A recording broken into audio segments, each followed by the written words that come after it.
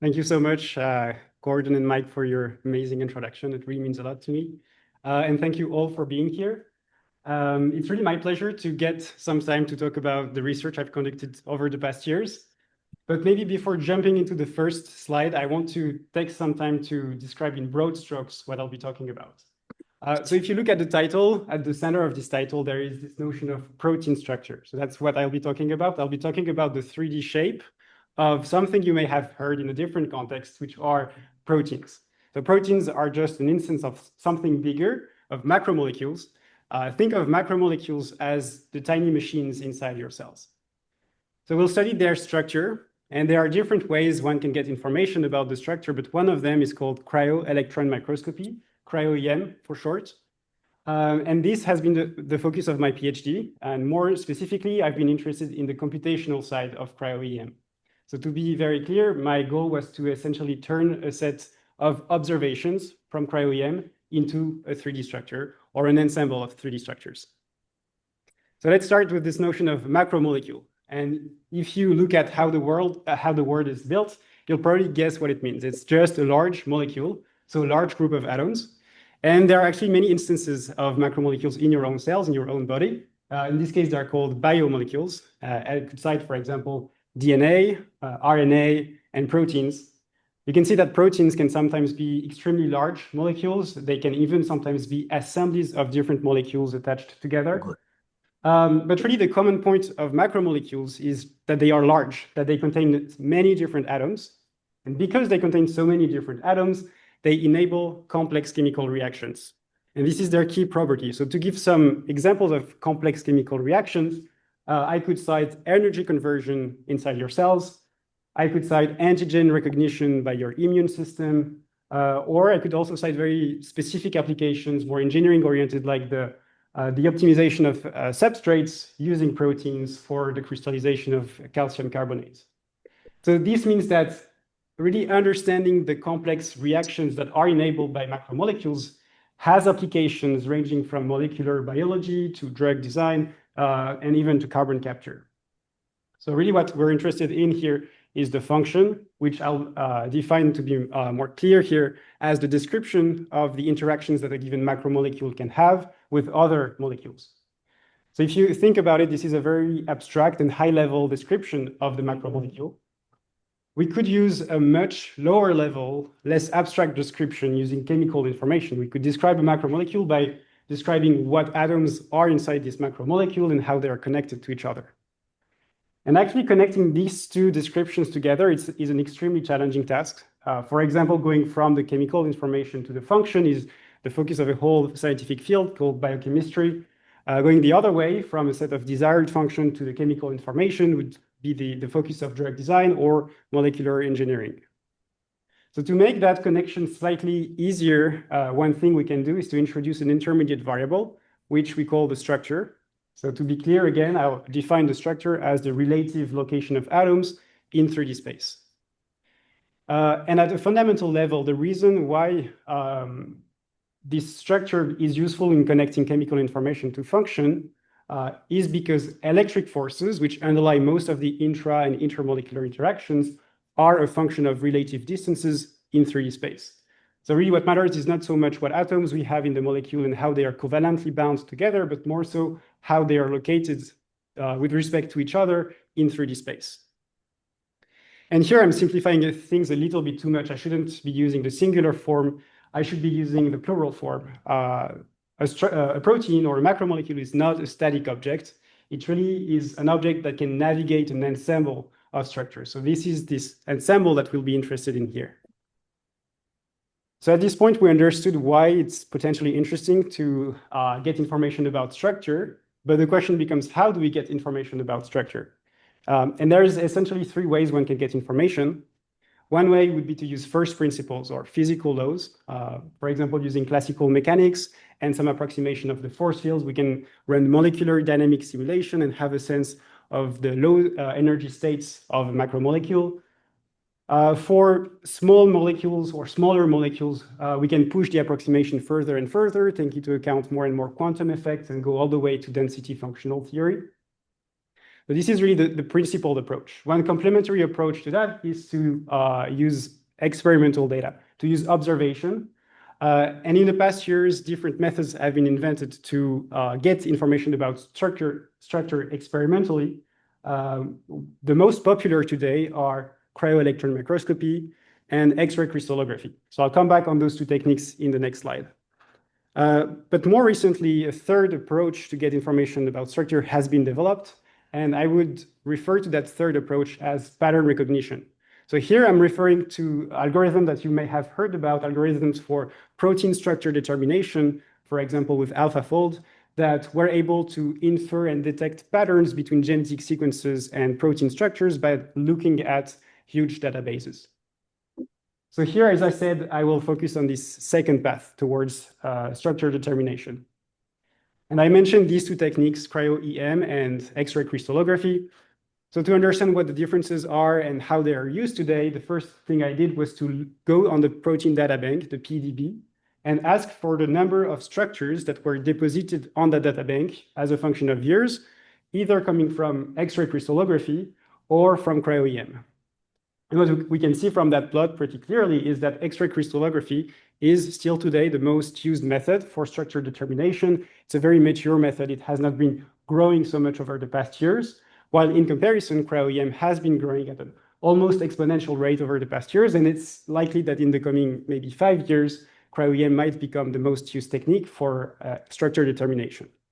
So let's understand what are the pros and cons of these two techniques. On the one hand, we have X-ray crystallography, which is, as I said, a very mature method, meaning we have, this is a way to get very high resolution information about structure.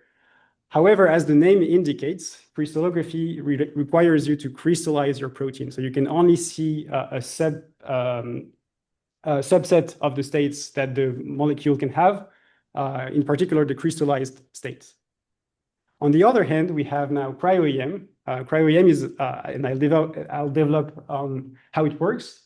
Cryo-EM is more of a way to get a sense of the distribution of states that a molecule can take. As we'll see as well, and as you can already see in the measurements that I'm showing on the right, this is a technique where the measurements are extremely noisy. The SNR, the signal-to-noise ratio, is extremely small. So we'll have to find ways to, if we want to turn a set of measurements into a 3D structure, we're basically facing an extremely challenging inverse problem.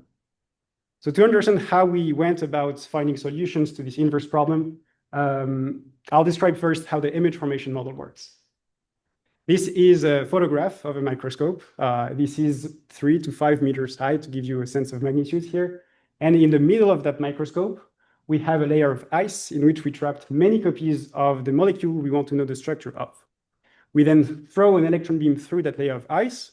The electron beam traverses the sample and then crashes on a detector. So what we detect or what we collect on the detector is a grayscale image that looks something like that. This is called a micrograph. What you can see in that micrograph is mostly noise, but you can also see tiny gray spots which correspond to 2D projections of the molecule that was trapped in the ice. So now what we need to do if we want to reconstruct the 3D structure of the molecule is to detect where those gray stains are, crop them out, and consider them individually, so that we end up with a set of images where in each image we have a 2D projection of the molecule in a random orientation with a significant amount of noise. Again, so I want to make the problem clear, so I'll summarize what we've seen. We want to infer the 3D structure of the molecule. Here, by 3D structure, to be clear, I'm referring to the electron scattering potential of the molecule. So this is a 3D field. And essentially, the microscope turns that 3D structure, that 3D field, into a set of noisy and randomly oriented views. Again, to give a sense of magnitudes, the SNR in a typical cryo-EM experiment is between -10 and -25 dB. So this is an extremely low SNR. And to compensate for that noise, we need to acquire a lot of images. In practice, a typical experiment would contain hundreds of thousands of images to millions of images. And the inverse problem we want to solve is to turn this set of noisy and randomly oriented views into a 3D structure. If we want to solve that inverse problem, you'll probably understand that we have to face or to resolve a few challenges. The first challenge is coming from the fact that the viewing angles are unknown or not in a typical tomography setup. The second challenge comes from the fact that, as I said earlier, proteins and macromolecules are not static objects, meaning that in the sample of ice, each molecule was frozen in a different state, in a different conformation. And that means that this is also the case in each image. We have a different structure. This is the second challenge that we'll have to face. And the third challenge, which is probably more obvious if you directly look at the measurements, images in cryo-EM are extremely noisy. Now, in the rest of the presentation, I will develop on the work I conducted on this question of solving these inverse problems with computational methods. But the rest of the presentation is broken down in three parts, where everyone essentially focuses on one of these challenges. So let me now describe my outline for the rest of the presentation. I'll start by describing a method that we called cryo-AI, where AI stands for amortized inference. And we'll focus in this case on homogeneous reconstruction. Homogeneous means we're assuming that we're reconstructing a single structure, and we're kind of forgetting about the variability of the molecule for now. In the second part, I will show that we were able to extend this work to heterogeneous reconstruction, meaning taking into account the structural variability. And this is a work that we called cryo-fire. And then in the third part, I will highlight the limitations of amortized inference. I will show that amortized inference, or at least the benefits of amortized inference, break down at some point, in particular in high noise regime. And so that's where I'll introduce a method called cryo-dragon AI, which is a method that is thought as a method that can scale to large data sets, even in the case where the amount of noise is significant.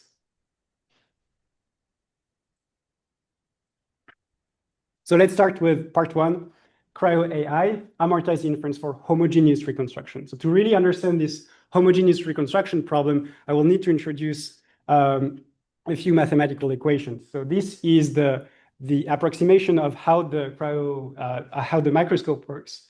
So let me break down this equation. V here is the object we want to reconstruct. V is the density map. This is the 3D field. This density map, this molecule, is oriented in an unknown, with an unknown rotation in the reference frame of the microscope and translated with an unknown translation. The rotated density map gets projected along a fixed direction in the reference frame of the microscope. This noise-free, this perfect or ideal projection gets convolved with an object that we call the CTF, the contrast transfer function. So for now, I'll introduce this gamma operator, which is a function of V and phi. So gamma is the noise-free projection of my molecule. And here I don't have C as a variable of gamma because I'm assuming that we can pre-compute the CTF. And so this is not a variable of our problem here. Now we assume that Gaussian noise is added on top of this noise-free projection. We assume that the noise is IID in pixel space, meaning that now the maximum likelihood estimate of my unknown variables, V and phi, is given by this equation. So let's take a look at this equation. Here, we don't really have a tomography problem because we would have a tomography problem if we knew the poses, and there would be a closed form solution to this minimization problem. However, the viewing angles are unknown here. So let me first introduce this intermediate objective function, the per image objective function, L. If you look at existing reconstruction methods for ab initio reconstruction, ab initio meaning we don't know the viewing angles at the beginning of optimization.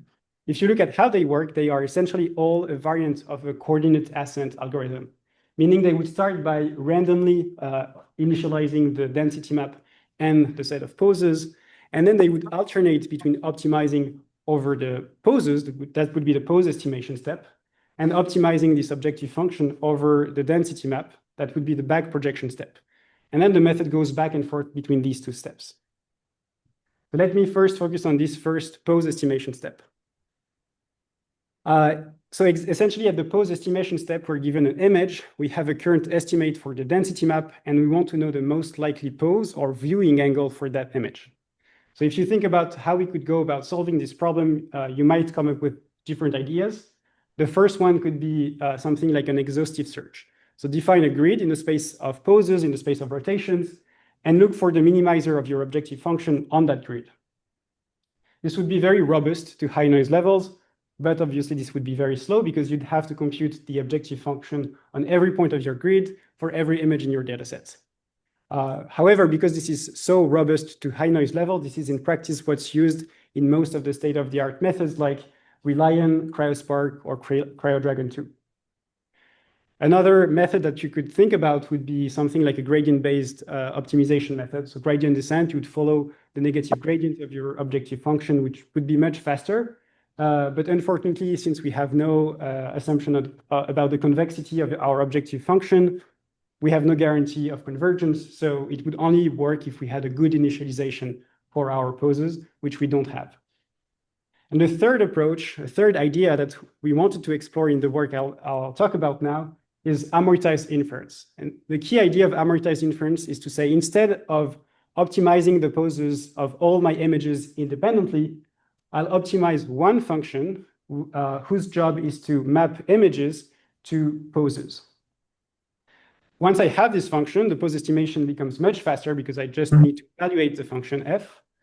And now from an optimization perspective, I have turned n problems, where n is the number of images, into a single optimization problem. I only need to optimize the weights or the parameters of my function mapping images to poses. So this idea was explored in a preliminary work that predates my PhD. And so when I started, I kind of gave myself the objective of making this method work on experimental data, which was not the case before. And so this is where I'll start to talk about cryo-AI and our follow-up work for heterogeneous reconstruction, which we called cryo-fire. So the first thing we need is to define a parametric family for a function that would map images to poses. So to be more specific, we need a function that maps a grid of pixels to a low-dimensional vector with 2 dimensions for the translation. And now the question of the rotation is slightly more tricky. The rotation is a 3x3 matrix. So 9 parameters in theory, but this is an over-parameterized representation, and there are different ways we can make this. We can use a parameterization with a smaller number of dimensions. For reasons that I can develop on in the question session if you're interested, we used a 6-dimensional parameterization called S2S2. So the output of our function will be a 6-dimensional vector that we can map to a 3x3 matrix using this parameterization. Now we know that we want to map an image to a translation, so it would be nice to have some sort of translation equivariance property on our function. And this is why we ended up using a parametric family based on neural network architecture, and more specifically, a convolutional neural network. Now, for the rest of the story on this side, we randomly initialize the parameters, which we can call weights because we're using a neural network. And we optimize these weights or these parameters end-to-end on a single data set. So that tells us half of the solution. We are left with the question of the density map now. We turned this minimization problem into a slightly different one by changing the parameterization of the problem. Now, instead of optimizing over poses, we're optimizing over the parameters of the function mapping images to poses, but we're still left with the density map. So how do we parameterize the density map? And here there are basically two choices we could make. One would be the explicit choice, using an explicit representation, a voxel array to represent the density map. The other approach, which is actually very general, would be to use an implicit representation. So define again a parametric family of functions, now mapping a 3-dimensional space to the real space. So if we choose this implicit way, we are still left with a key question, which is what parametric family should we use? And in 2021, with CryoDragon, this idea of using a neural network was introduced, which has several benefits, especially in the case of heterogeneous reconstruction. Here, we are interested in the case of homogeneous reconstruction. So it's still important to ask ourselves, why would it be useful to use this kind of neural representation? On the memory side, if we look at the number of parameters we need to represent a voxel array of size 128, we would need about 2 million parameters. In comparison with the neural representation, we found that with the right architecture, we can reach Nyquist resolution on experimental electron scattering potential with only 300,000 parameters. So the first benefit of this neural representation will be memory efficiency. There's a second benefit that's slightly less obvious, I'd say, which is the fact that those neural representations also have this ability to learn low frequencies before they learn high frequencies, meaning they will provide an additional implicit regularization scheme to our optimization strategy. Okay, so now we have almost everything we need to understand how the algorithm works. Let's try to put everything we have so far together. We have an image that we can feed to an encoder. This function mapping images to poses. So the output of the encoder will be treated as a pose by the rest of the pipeline, which is a reproduction of the microscope. This reproduction is actually computed in Fourier space for computational efficiency. And we end up with a noise-free estimate of the image in Fourier space. Now, if we follow what the maximum likelihood estimate approach tells us to do, what we should do is to compare this noise-free estimate to the actual observation, which we can also do in Fourier space. And it turns out that if we do that, it almost works, but we're left with a key problem. So to illustrate that problem, we can start with a ground truth density map, create a simulated data set from that map, and see what the reconstructed map is. And the answer is something like that. So you can see that the solution kind of looks like what we had at the beginning, but there is this planar symmetry that should not be there. So when we found out this phenomenon, I was, I must say, quite intrigued. This is, I think, a quite fascinating phenomenon to see appearing. And we came up with a solution to this problem, which is called a symmetric loss, which I'll develop on later. But to be very honest, at this point, I really think that I understood the origin of the problem after we came up with the solution. But for the sake of logic, I will flip things around. I will first explain why the problem appears, jump a few steps, and explain the solution we came up with. At a fundamental level, this problem comes from what we call the handedness ambiguity, which is a phenomenon that appears in cryo-EM, but also in any orthographic and transparent projection model. So any model where you don't have perspective nor opacity. The handedness ambiguity means that there is no way you can distinguish between a set of images coming from your left hand from a set of images coming from your right hand. To illustrate that phenomenon, I have a short animation. So assume I have a left and a right hand. Here we have opacity, so we can distinguish which is which. But if I remove opacity, we'll see that we get exactly the same projection, although they're coming from different hands. So this is what happens in image space. Now we can also look at what happens in camera space. So it means that I can always define a pair of cameras from which I always see the same image, although looking at different hands.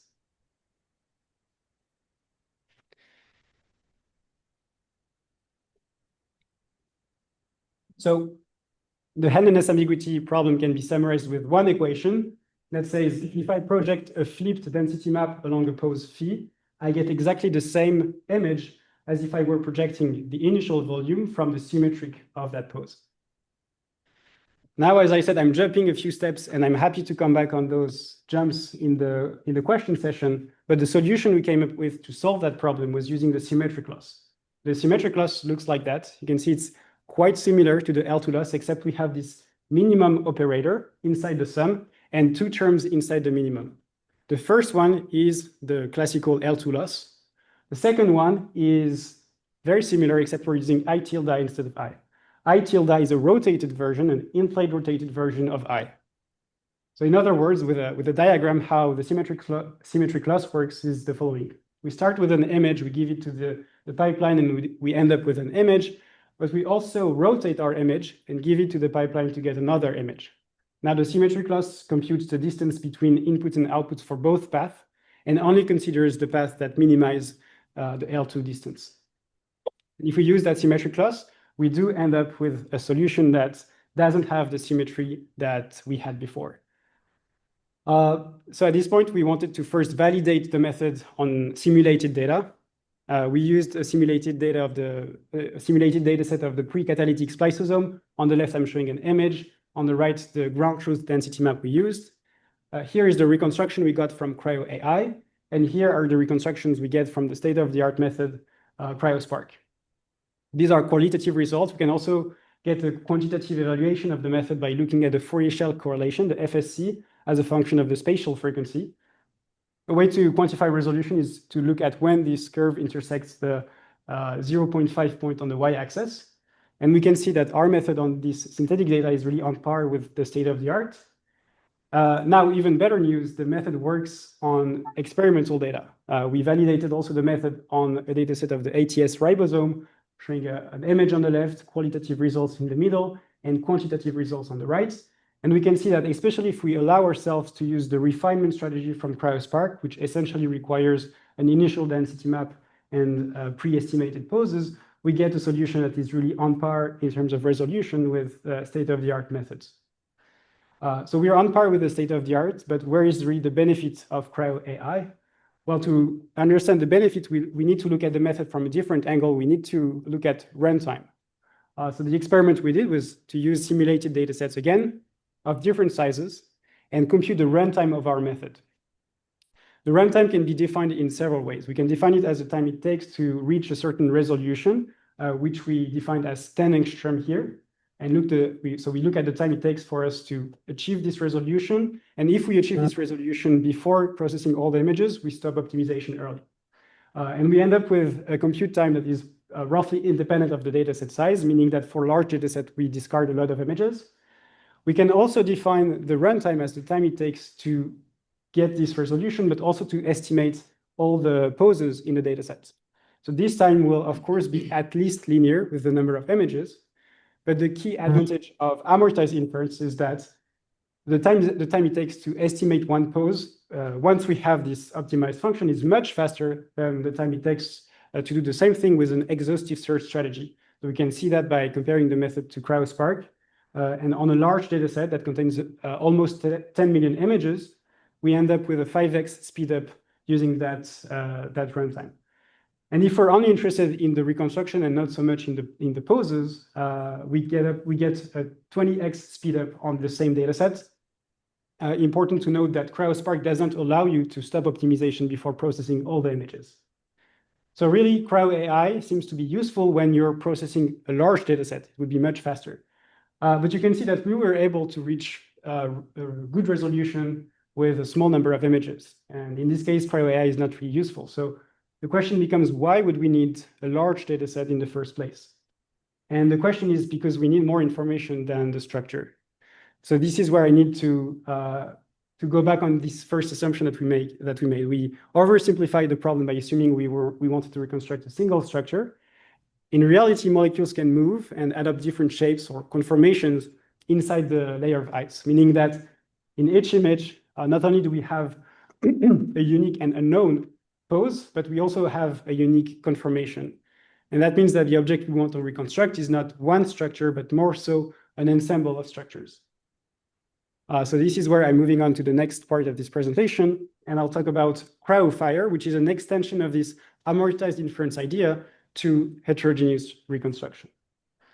Let's start to reason a little bit about this conformational space, or this ensemble of structures that I'm mentioning from the beginning. To simplify things, we'll think of the space of 3D maps as the 2D space of the slide. In that space, we have some subspace, which is the space of accessible states for a given molecule. And within that space, we have a set of low energy states. This is exactly what we refer to when we talk about the conformational space. And we can approximate that conformational space as a discrete and finite union of continuous manifolds. So a set of disconnected islands. So there are two ways to describe the variability of a structure. There is this discrete part that we sometimes refer to as the compositional heterogeneity. And there is this continuous part which comes from the fact that within each island, I can move with a certain number of degrees of freedom. So this is referred to as the conformational heterogeneity. Okay, so the approximation that we'll need to make is to say that each density map that we have in the layer of ice belongs to some approximation of that conformational space. And there are two ways we can model that conformational space. We could use a discrete model. So say that there is a predefined number of states that we want to reconstruct.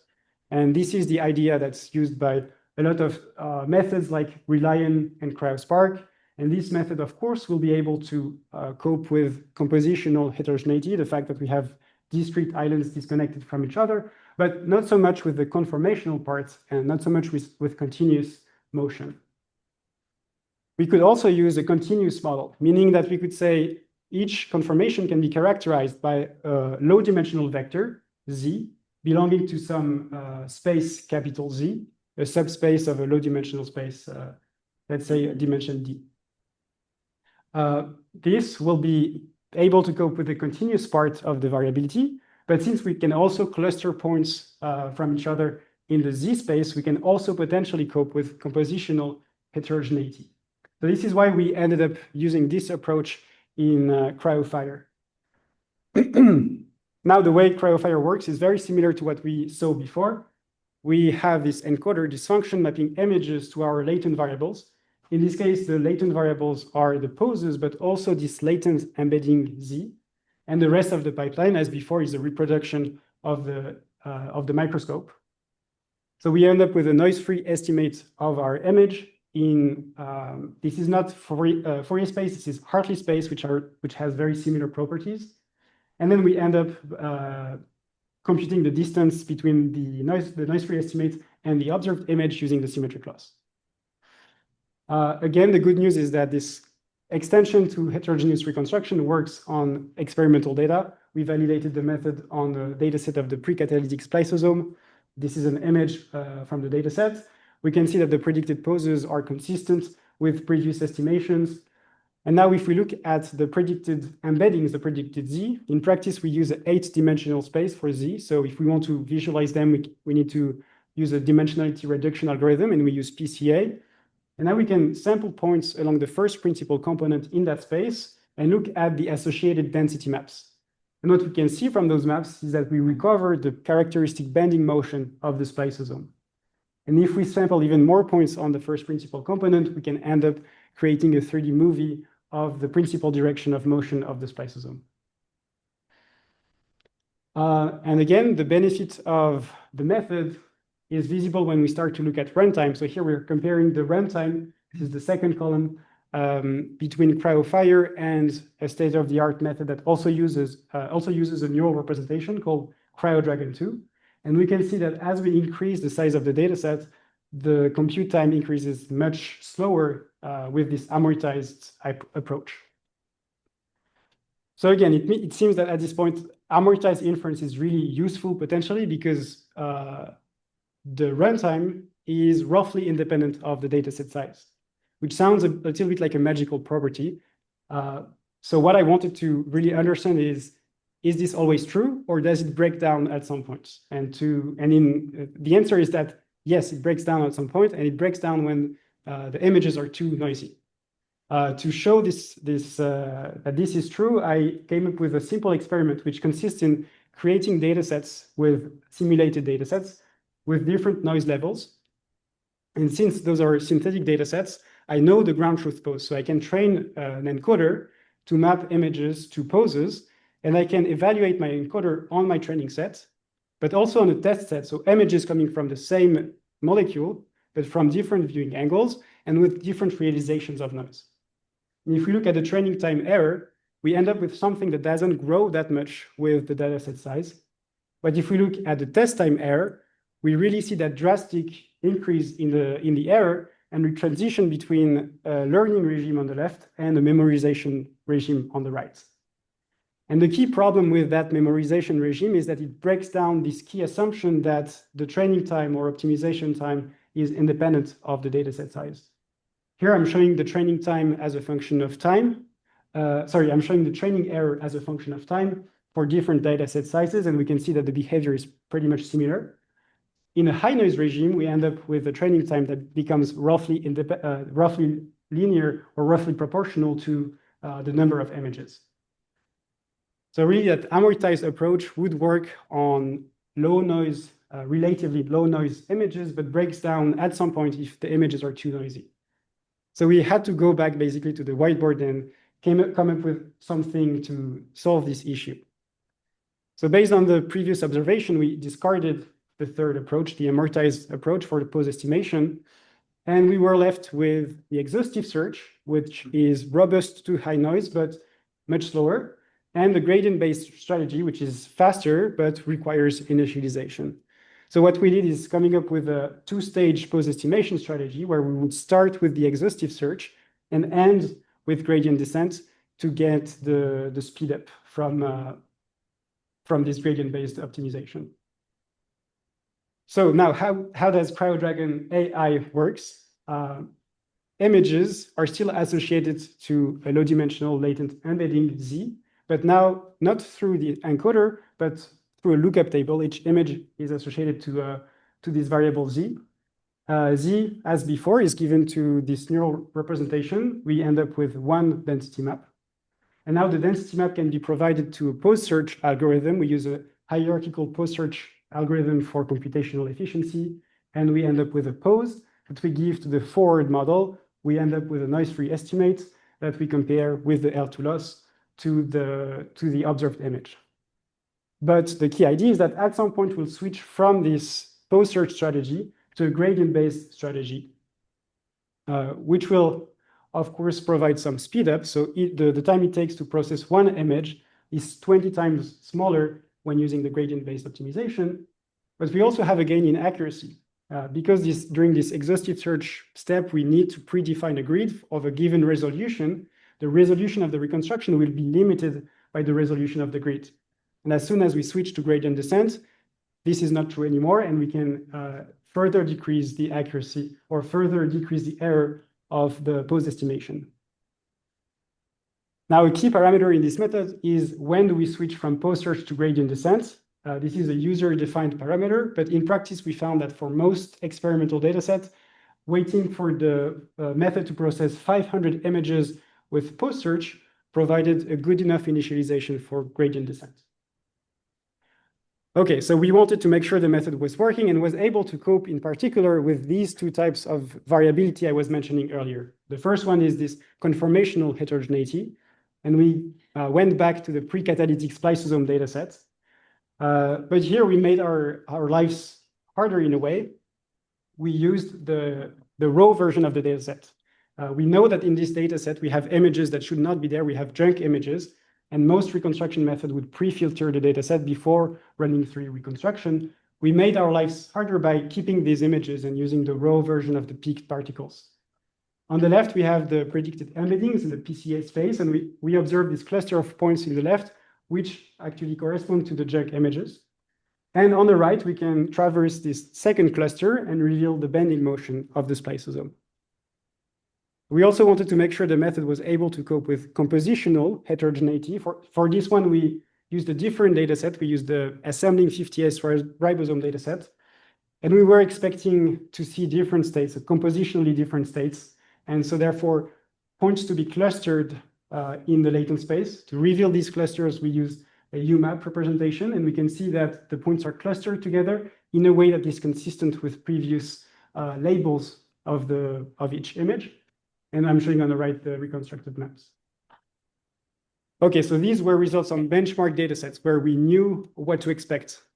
Now we wanted to go further and stress test the method on even larger datasets where maybe we could discover something that was not discovered before. So we used a dataset of the erythrocyte enchirine 1 complex, which contains almost 1 million images. And these are the latent embeddings that we get. We run a PCA, we sample points in that space, and we end up with 6 different states. We can distinguish the states by looking at what's inside the micelle of the protein or of the complex. So the complex is made of a micelle and an enchirine 1 part. We look through the micelle and we distinguish the states depending on what's inside the micelle. So we can distinguish those 6 states that were previously seen. But the great news there was that by sampling another point in the latent space, we were able to reveal a state that was not shown by previous reconstructions, that was hypothesized by previous analysis, but never shown by a reconstruction method. So we call this state the super complex state. And at this point, we, of course, wanted to make sure that this was true, that the neural network was not hallucinating what we're seeing here. So validation is always a tricky question in cryo-EM, but one way we could validate and get some confidence about the reality of that state was to extract the images that we think were associated with the state, with a super complex state, use the pre-estimated poses, and give that to a different reconstruction method, not neural based. So we're using CryoSpark, and we end up with a state where, again, by looking at what's inside the micelle, we can recognize the characteristic features of the super complex. So it's time for me to summarize what we've said so far. I said that the first challenge in cryo-EM was that the viewing angles were unknown. And this is where I introduced this idea of amortized inference. We also saw that the second challenge was the fact that the structure can change from one image to the other. And this is where we showed that this idea of amortized inference could be extended to heterogeneous reconstruction. And then the third and maybe most important challenge of cryo-EM is that images are extremely noisy. And this is where we introduced this two-stage pose estimation strategy. There are, of course, more challenges that I'm not talking about here in interest of time.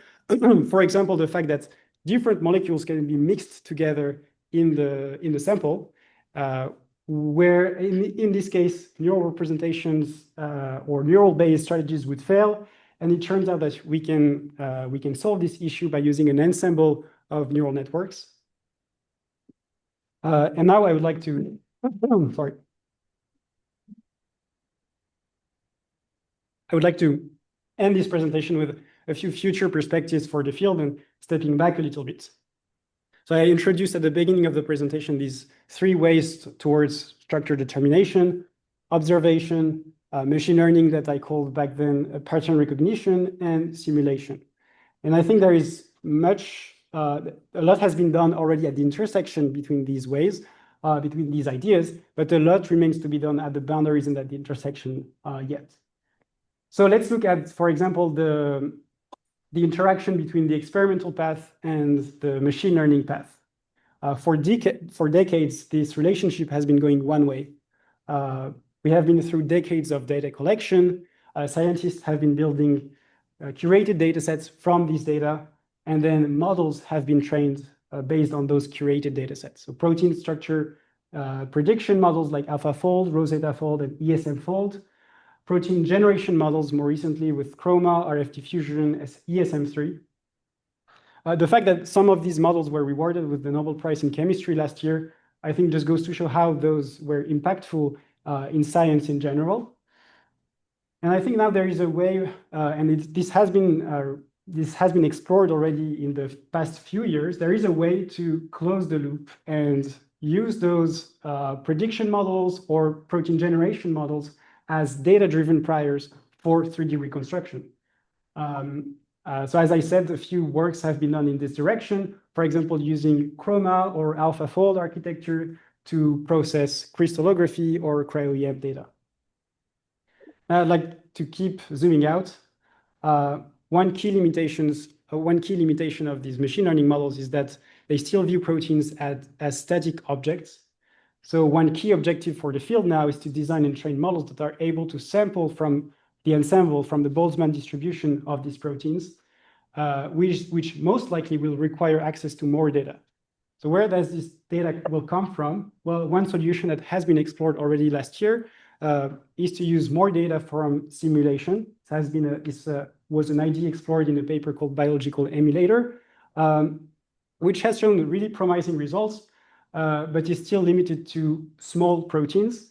And here it's always going back to the curse of dimensionality. As you increase the number of atoms, the complexity of the problem increases exponentially. So we need a complementary way to get more information. And I believe that there is a path towards using experimental data in a more efficient way to unlock this path towards dynamics. So this path has to be explored. For years, we've been going through several steps. First, collecting data, then creating curated data sets of structures, static structures, and then training the models. And I think there is a path to making that connection quicker by directly using raw experimental measurements to train more effective models. With that, I'd like to warmly thank all my collaborators, without whom this presentation would not have been possible. And I'd like to thank you for your attention. Thank you.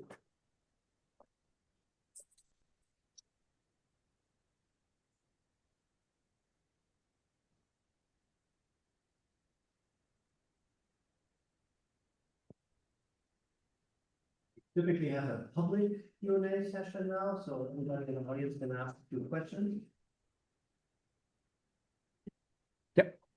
Yeah, super nice talk. I was curious about, so do any of these like cryo-EM papers deal with like small molecules down to the protein, like where you get like the confirmation of the protein bound to and kind of. Yeah. As far as I know, most of the work in that direction would look at small molecules bound to a bigger molecule, so a protein or macromolecule. I don't think this is possible yet to look at a small molecule in isolation using cryo-EM because you'd run into an SNR problem. The signals you get is proportional to the number of electrons that there is in your molecule. So in isolation, I would say no, not as far as I know, but combined to larger molecules, yes. Yep. So you showed that at these temperatures, the molecules kind of exist in these like islands of where they the shape. Is there a natural way to extend this to, because these are all at 77 Kelvin or whatever? Is there a natural way to predict how these will evolve when you go into fission? Yeah. So there is a key point that I didn't make super clear here. In reality, even though you're at 77 Kelvin, it's not at the Boltzmann distribution at that temperature because the sample is flash frozen, so it doesn't have time to equilibrate. And the distribution that you're actually looking at is more or less the distribution at ambient temperature. So that's what we're interested in the first place. And now, how would you know how the ensemble varies with temperature? Would actually require more information than what we have right now. Yeah. So in slide 7, you were showing a plot on like what 3D structures you found with cryo, or like people found with cryo-EM. So what does that exactly mean? Like, because you mentioned like they have different states, they have dynamics. What is it they actually find? Do they model the entire distribution of possible dynamics, or is it just you have like one instant? So it depends on the model that you use for variability. I can go back on this slide. Here. Yeah. Let me know if I'm answering the question. But it would depend on what type of variability you assume to be in the first place. If you were using a discrete model, you would, by definition or by construction, only be able to reconstruct a discrete number of states. And by using this model, you can potentially reconstruct a continuous ensemble, potentially clustered. Now